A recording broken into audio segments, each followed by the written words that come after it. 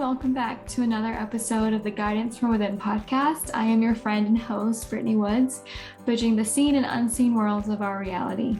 I am very excited to introduce today's guest. It has been a while since I've had anyone on the podcast, and I couldn't be more excited. Today, meli.guidance is on the podcast. She is a past life psychic, a certified advanced Akashic record reader. Her specialty is in helping people grow by reconnecting them with their soul's purpose and life missions.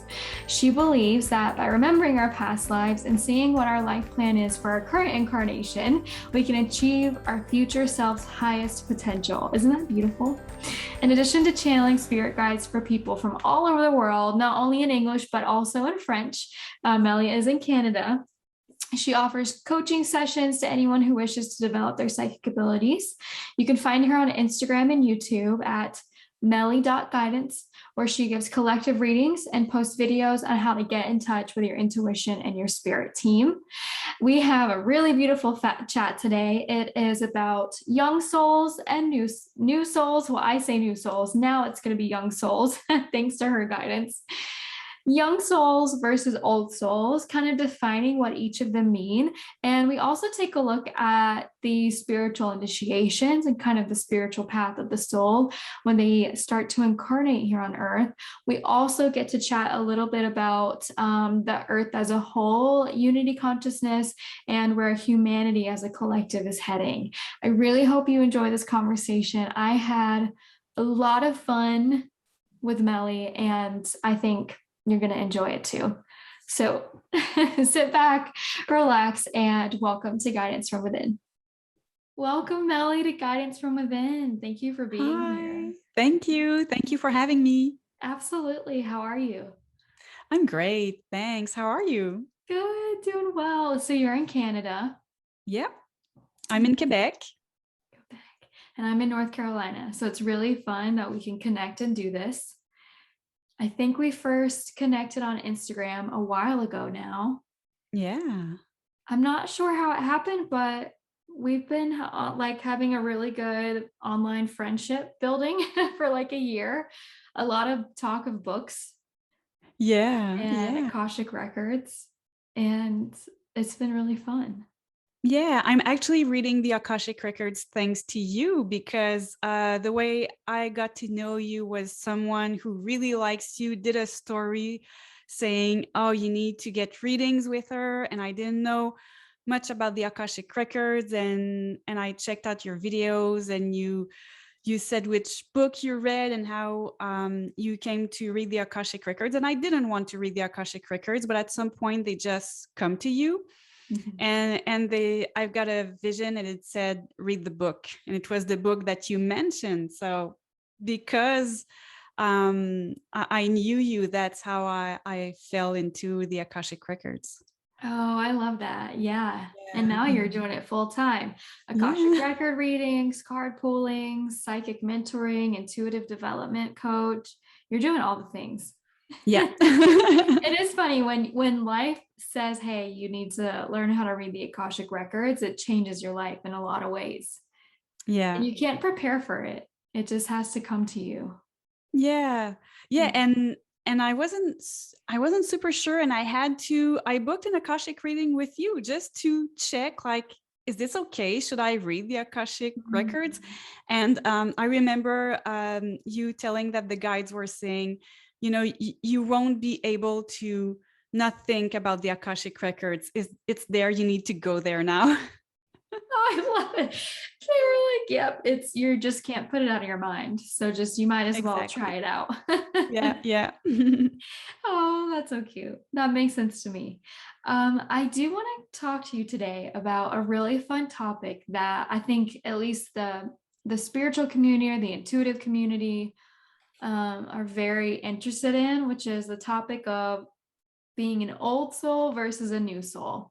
And before we even get into this, whoever is listening, I want you to know that we're not placing judgment around how we define an old soul or a new soul, because we understand that it's fluid, and an old soul can live a life that's really hard or has a lot of ups and downs that someone might perceive that as a new soul journey, and it might not be the case at all. So when we talk about our own personal definitions, we're giving basic guidance, but every soul is on their own journey, and they're going to go through things that they're meant to go through for their own growth. It doesn't necessarily mean that that makes them an old soul or a new soul, but I do think that we can kind of have fun chatting about a generalized version of how we view an old soul. And also, I would say, if you're asking yourself if you're an old soul, you probably are, because you're asking the question.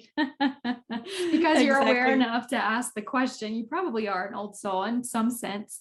So yeah, loose definitions, but I think it's still going to be fun to explore. Yeah. Do you agree with that? Oh, completely. And I think that the people who are listening to this or watching this on YouTube, if you're listening to this, it's because you're an old soul. Unless you are very, very mad at everything we are saying, then you're probably a younger soul. That's true. What is your emotional reaction to the information? That might, and actually we're going to go into that. One thing I wrote down has to do with emotional reaction and emotional triggers, but we'll go into that first. So are you ready to dive in? I'm ready. Let's do this. For you, Meli, what would you consider an old soul? Let's start there. An old soul. Well, first of all, I'm using a structure, and I'm using Ainsley MacLeod's structure. So for those of you who don't know him, he is a past life psychic. And that's a structure his spirit guides gave him. And it just fits with everything that I've learned, that I believed in. And he separates young soul and old souls through 10 different levels. So levels 1 to 5, your young soul, and those are your first incarnations. So there are about 5 to 20 incarnations per level. And so your first batch of incarnations, you're a young soul, and then levels 6 to 10, you are an old soul. And it's a journey from me to we, from fear to love.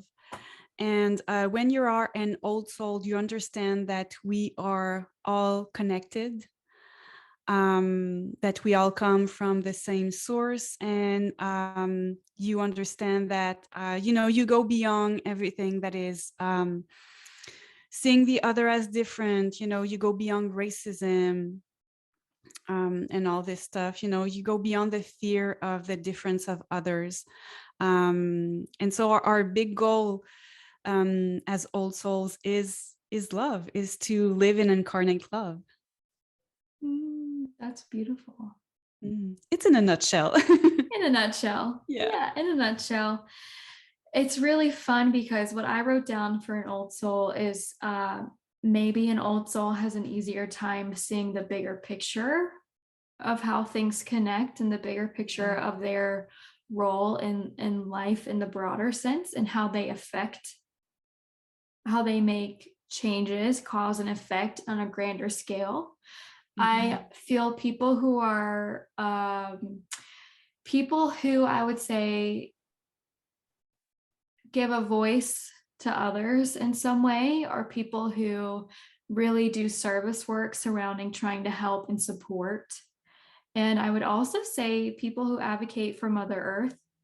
I think those are fields that old souls probably gravitate to, because they're in some sort of service work. Absolutely. I wouldn't necessarily say spirituality, because there are old souls on this earth who probably don't consider themselves spiritual, who are just living their life of devotion and service in whatever career path or whatever they decided to do, that are so devoted to that one thing. And that's where they're meant to be. So I don't necessarily think everyone who considers themselves spiritual to be an old soul. And I don't think every person who don't consider themselves spiritual to be a new soul. Right. I think it depends on your perspective. Just like you said, it goes from me to we, working with a collective. It is your perspective on life in general. I think that really determines where you're at. Yeah, and I think when you want to be of service, you also want to help younger souls because Mhm. they need to have an example. And if you, I think all old souls are spiritual, but they maybe not consider themselves spiritual. And it's a good thing because if they are too spiritual or too woo woo, then maybe the younger souls won't listen to them. So it's a good strategy there. I love that. I love it. I also feel like all the fields of career and jobs and life is scattered with old souls, no matter if they will say there's, an old soul or not. I think some people who are religious could be old souls too. I don't think religion necessarily plays a role in determining your consciousness or your perception. I think that there are a lot of people who have a deeper devotion in religion that are of service in some way that are old souls too. And it's really tricky to try and define each one, but I don't think I think the biggest thing here is that when we're an old soul, you're not trying to fit into a certain box or a certain narrative. You're not Right. trying to go along with a social norm. You're living a Mhm. life that's true to who you are. And that to me determines if you're an old soul or you're trying to sort of fit in. Yeah. Yeah, absolutely. The thing is, when we are younger souls, it's our first incarnation. So we're coming on earth and we're like, ooh, how does this function? We're very, very nervous and we need to be led. Like we need to have rules. And that's how many, many people, younger souls, opt for religion because it's really easy. Religion has those rules. But when we're an older soul, then spirituality is much more important, but many older souls are um, uh, just go towards Buddhism a lot Mm. because that's kind of a blend, or they are in a religion, but there's kind of water in the wine. Like they know that, they don't have to do this or that completely, or they're more independent in the way they are living their religion is the big, big difference. But again, I think it's a good thing because we need a mix of younger and older souls there. Yeah, that's beautiful. And you mentioned independence, and I wrote down Mhm. three really big kind of umbrellas for what I define an old soul as, just for me personally, which was independence, freedom, and I also added patience. Ah, yes. Yeah, I feel like a lot of older souls are very patient with life and emotionally don't take things too heavy. They don't take things Mhm. personal, as maybe a newer soul would have a deeper emotional trigger when events in life happen, or they hold on to those emotions easier. Or maybe they want things to happen fast and to have instant gratification in a way.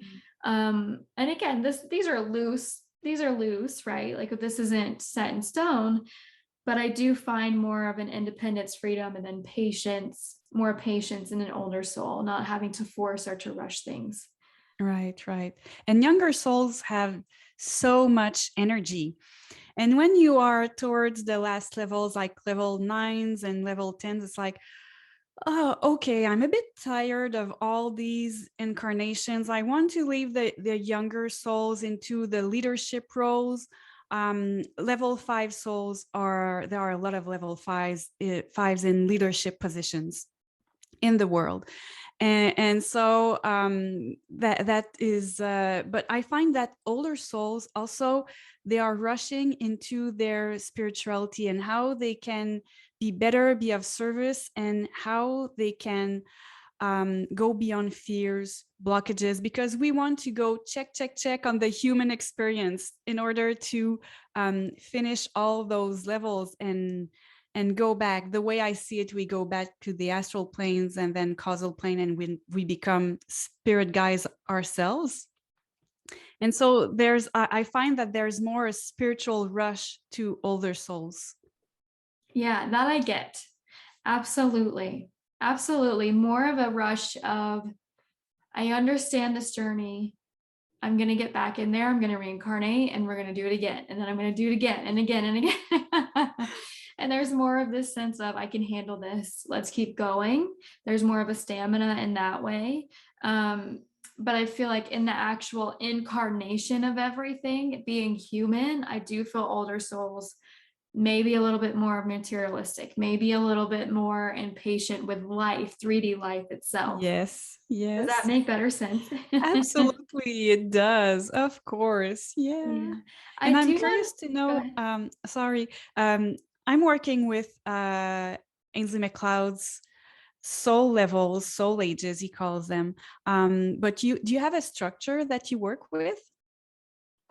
That's a great question. It was on my list here. I was more fascinated with Ansley's kind of thought and what he channeled because I don't know it as well as you do, and I really love hearing that perspective. My training comes through the work of Alice Bailey, which is how I do the esoteric healing, the energy healing. Alice Bailey channeled Dual Cool, which is an ascended master. And throughout these books of channeling, they're all called esoteric healing and they're broken down into these different categories. She has one on spiritual initiations. So, where you might call it soul age, she would call it an initiation. Her Mm. scale is very similar. It is one. I think she even starts at 0 because you don't just earn one. Yeah. You don't just start at 1. You work your way up to number 1. So I would even say 0 to 12. Mhm. And there's even thought beyond that once you hit 12, you find this beautiful spiritual relationship with divine. You awaken to your highest potential, incarnating here on the earth.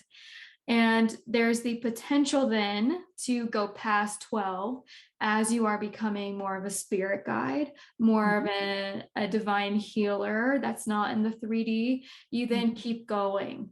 Yeah. I see our ascended masters like the Buddha or Saint Germain or Jesus or Dwakul being more of like 15, 16, maybe Right. higher in their initiations. Um, 1 through 12. So 8, and I wanted to talk about this with you too. 8 is considered the point of the spiritual path. So for the work of Alice Bailey, up until initiation 7, you're doing the best that you can. You're human. You're trying to just live up to these societal and cultural standards, get through all these benchmarks as a soul in this body. But then once you go through an experience that really shakes things up, moving you from a 7 to an 8 Mhm. within the initiation. Once you hit initiation 8, it's a huge energetic shift that starts from within outward. These are people who, when they hit initiation 8, are leaving the church, are leaving their career, are leaving their marriage. They are going on sort of this huge different adventure to try to figure out who they are. And then on the other side of this is to figure out who they want to be, because who they were does no longer fits who they are because they've hit this magic number of 8. Mhm. And it's really interesting to me. So, kind of from 8 to 12, you're on the spiritual path. A really huge devotion starts to happen with you wanting to be of service, which sounds a lot like when you say when they shift from, in your scale, 5 to 6, and they Exactly. start moving Yeah. into that area of their spiritual growth. I do call it the first awakening. One thing I'll say when we're talking about old souls and new souls is, again, when we change from 7 to 8 and that initiation happens, it's going to feel like a spiritual awakening, and then people are going to start to think that they're enlightened. But what they don't see is they still have 8, 9, 10, 11, 12 initiations to go until they really reach the embodiment of their Mm. highest selves, which for me is when Jesus was here, when the Buddha was here. You can think of all Yeah. these examples of these beautiful human beings who are channeling their highest selves here on earth. To me, that's initiation 12. Mm. But just because you hit 8 or 9 or 10, that doesn't mean you know everything just yet. I don't think anyone who's reached number 12 knows everything or Right. and beyond, because it's a never-ending infinite growth and path Mhm. that we're on. And I'll say too, when I check, because there's an esoteric way to check where the initiation of a person is, or where the initiation of humanity is. Countries have an initiation. Yeah. Countries are somewhere in their own spiritual journey, just as cities and different locations. So one thing I'll say is like Costa Rica, Hawaii, Tibet, they all have really high spiritual initiations, anywhere from 9 to 10. And the US as a whole, I believe, is about a 6 right now, maybe moving into a 7, that borderline. And the world as a whole is very similar to the US, interestingly enough, which is borderline 6 to 7. And Okay. so not quite hitting that 8. I think before our lifetimes end as Melly and Brittany, we're going to hit 8. That is my hope, because things are happening really fast. It does. It does. Now, I love, Vibration of the earth is going higher and higher right yes, now. absolutely. But I would love to hear your thoughts around kind of where we're at as a whole, right? What do you think? Yeah. Well, first of all, I just want to say, when you were talking about that level 8 transition, I just had the thought of Eat, Pray, Love. I really felt like this book embodies that kind of illumination and spiritual work and everything. Yeah. And I also want to say that so the structure that you have, I really love it, because it goes beyond the 3D, goes beyond our incarnations on Earth. And something you said resonates with the way the structure I work with, is that we're not looking for perfection. Like when we with my structure, when we finish level 10, it's not because we did everything in our lives perfectly. It's because we feel like we have the most complete human experience. You know, we opened up to others. You know, we went beyond fears of betrayal, rejection, um, all the big fears that we had, and so we feel like we've learned enough. So there's never a sense of we need to be perfect, that I really really love. um and as a whole, it's a big question. I mean, you want to ask me, how do I feel Earth is as a whole, humanity? Mm-hmm. I really get, you know, when I channeled once the earth, and there's this shift. There's really this shift that there are more and more older souls on earth that are pulling the vibrations up, and I could see like the light, everyone is illuminating, and older souls are helping younger souls elevate themselves much more quickly. And younger souls are feeling very uncomfortable right now, because there's this pull and they're not used to that, and it feels safer to stay in their beliefs. And so this is why you kind of have all those manifestation and activism on either sides of the spectrum.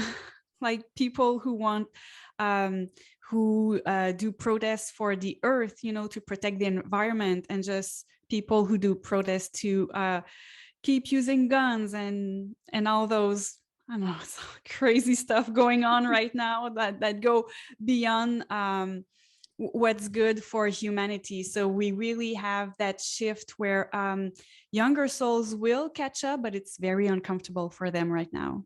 Mm-hmm. That's a beautiful point. And one thing I wanted to ask you was, you said it on your Instagram, I think a couple of weeks ago, especially with the invasion of Ukraine. And one thing you mentioned was that the reason why the world is the way that it is because new souls, or younger, I'll say younger souls, are the ones in political power. Yeah, I said that. Yeah. I think I it was don't a remember. post or a story, or Maybe it was a story. Yeah, I don't was it a remember book being club? I vocal don't know. about Ukraine. I'm not very vocal about what's going on in the world, but Mm. yes, it's absolutely that. To give you an example, Trump is a level 5 soul. And so level 5, it's all about positions of power, and it's good. We need to experiment with that, for our human experience. But the thing is that um, some people are so disconnected to their souls. There's kind of, I see it as there's a veil, there's kind of an illusion. They completely forgot that connection with the source. And it makes sense, because if you imagine a dial where number 1 is at the top, where noon would be on a clock, and then 5 would be at the bottom where 6 o'clock is. And so when you first incarnate, you're a young soul, but you're very, very close to the source. So a lot of people will be super Mm. connected to Mother Earth. And that's where people will be like kind of witches or things like that, because they're super connected. But when we come to level 5, we are so far from the source that there's a disconnect sometimes. And with some people, and I haven't checked, but I wouldn't be surprised if Putin is a level 5 soul. So that's what happens, because level 5 now, they are much more comfortable with their skin suit, with the 3D incarnation, and they have all that drive and they want to experiment positions of power, but they are also so far from the source that sometimes they make very, very bad decisions. They make decisions that are not for the common good, but are more egotistical.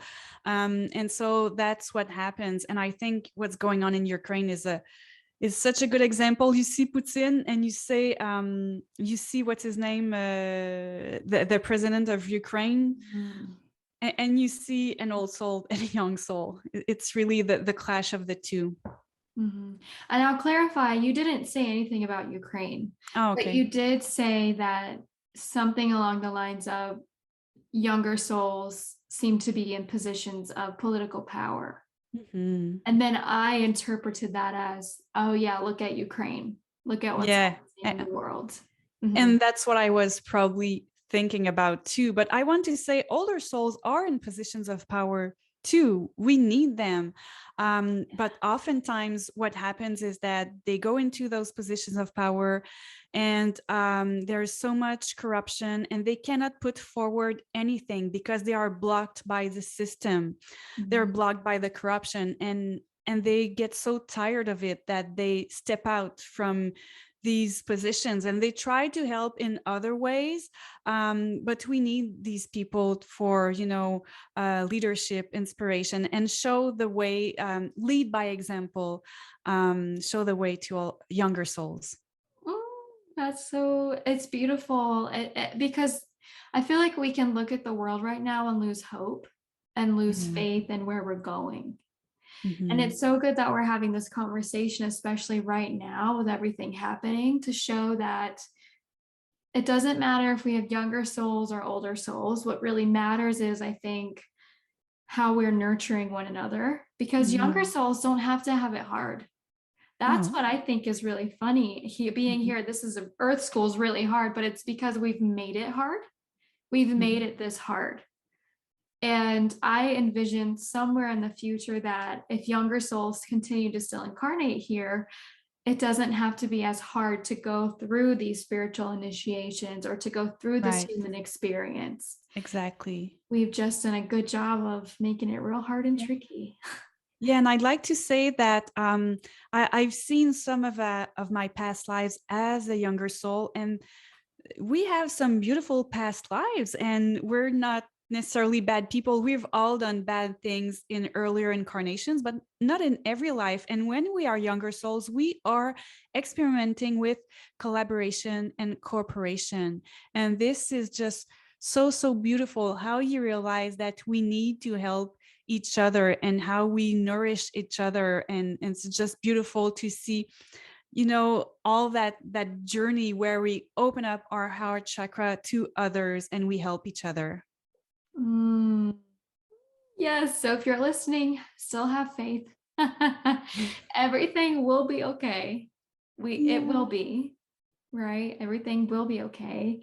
And I do think the human experience can get easier as we come into more of a harmonious community and we talk about unity consciousness. I think a lot of older souls are just very aware of unity consciousness after coming out of this Mhm. initiation 5-6 dark age. We Yeah. remember the unity consciousness, and that's what's really about the awakening, is to remember you're a part of this greater, almost this greater consciousness that you can never leave. So whatever you do to someone Mm. else, you're doing to yourself, Exactly. right? But Yeah. those young souls, after a couple lifetimes, we get to forget it. We forget all that good stuff and we do things and we rack up our bad karma. And then we spend, the rest of our initiations on this path trying to clear out everything. Mhm. You mentioned the heart chakra opening, and I think that's really beautiful. In esoteric healing, there's this sort of philosophy behind why we talk about younger souls, older souls, why we talk about initiations, and why we do energy healing.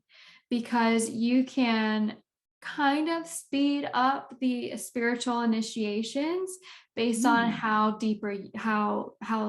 deep your healing is, because you're Wow. clearing out a lot of karma. You are allowing deep emotional traumatic events, whether it be 3 lifetimes ago, your childhood, no matter when it is. You're helping release that energy from the auric field and from the body. Therefore, releasing that heaviness, you no longer have to live experiences that are going to trigger that to come out of you. You're doing it in a more gentle way, in a way that's kind of more holistic. And I think that's why working in the Akashic Records is also really important to souls growing and Yeah. becoming more of an older soul, because you're putting all of your stuff out there in front of you, you're owning it, and you don't have to carry that karma with you. You can release it through these emotional outlets. Yeah. That's what I've experienced, and that's kind of where my background is in the esoteric healing. What do you Mhm. think about that? I think our intentions are so much important and play a big role in how we evolve as souls. Um, just just going forward and decide to have an esoteric healing, just that is a big step, because you're opening up to bringing your vibrations to a higher level. You consciously want to unblock things that maybe you're absolutely unaware of. And same things with Akashic readings, because when you have a reading, you just don't know what's going to pop up. Usually, we ask the guides, okay, so what's a past life that's impacting my current life the most? Usually, we start with that. And then we can go and check, okay, why do I have this problem with intimacy or this physical problem? But just, having this intention of, I want to get better. I might not remember why I'm like this, what's blocking me. And just having that intention, the guides are there, they're listening, and they're like, okay, that person, really wants to speed up Mhm. their journey, and it's always answered. Yes, it's always answered. It's always answered. Yeah, yeah. Oh, yeah. I just wanted to say something about, you mentioned karma, Mm. and you mentioned bad karma because that's a way of interpreting it that is very, people understand what it means, but there's not really good or bad karma, because it's our journey.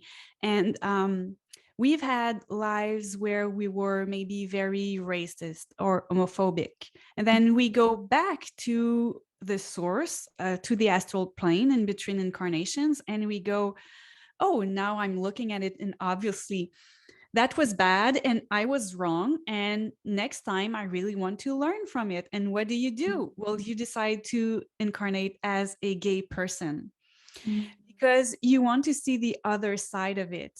And you know that at some point it's going to be hard, but you don't want to have a huge suffering either. You just want to learn from it. And And that's how I see that karma isn't necessarily bad or good. It's all about the journey and learning the lessons from our experiences.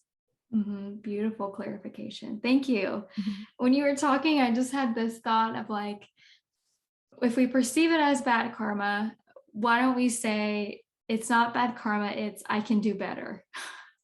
Exactly. I can do better. Hmm. That's what quote bad karma unquote is, right? Because you're Yes. right, there's polarity. It's a scale. Nothing is bad or good or innately bad or good, but it's Hmm. an opportunity for I can do better. Let's see. Yeah. And that's with me on every level of my life. Just do the best that you can. And I say that to my daughter as well. Just do the best that you can for your exams. And to my husband who needed to put caulking somewhere on the house. It's just he's not used to do that. Just do the best that you can. And on a spiritual level, it's the same thing. We're so harsh on ourselves Yeah. sometimes, but looking back, did you do the best that you could? Well, yeah, you probably did. So that's fine. It's a journey. You're learning. And there's something that it's Ainsley MacLeod's wife often says, and it's not her, it's one of her all previous bosses that she had. It's don't let perfection get in the way of good enough. Mm. And to me, don't strive for perfection because you're going to stress all the time. You won't be happy if you're looking for perfection. It's not there. Just do your best. Yeah, I needed to hear that.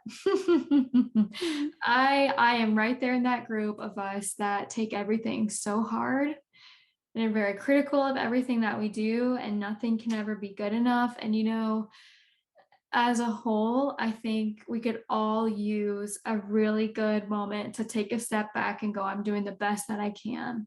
Mhm. And that should Mhm. be celebrated. Yeah, yeah. And Way that, by more. the way that you describe it for yourself, and I have it too, that's a mission of control. And it's Mhm. good to have it because we're spiritualists, so our heads would be always in the clouds, and we need to be brought down on earth.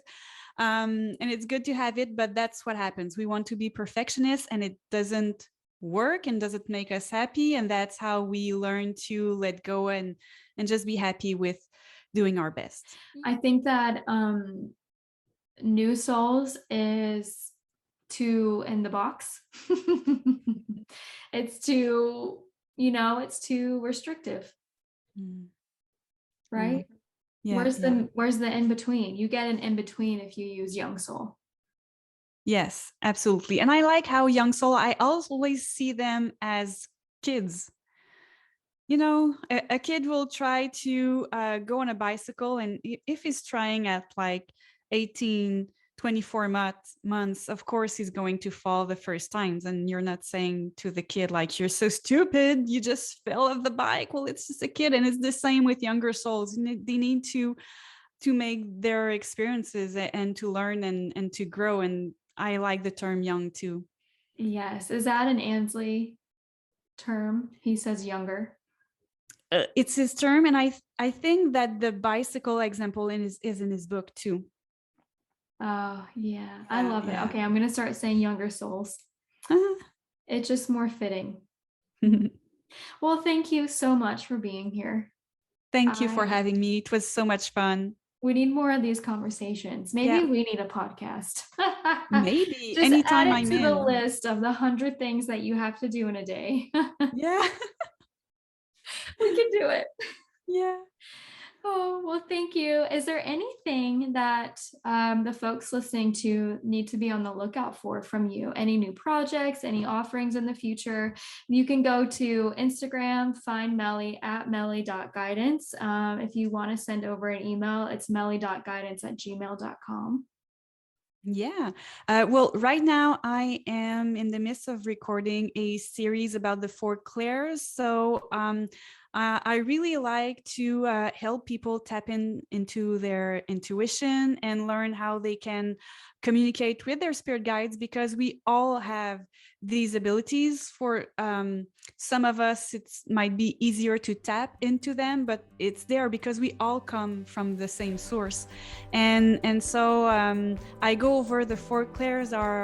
There are 2 videos that are online right now, and I'm sure that by the time this podcast is live, there will be more. So you can be on the lookout for that if you want to start doing it for yourself and communicate with your spirit guides. But if you want some help, I do Akashic readings.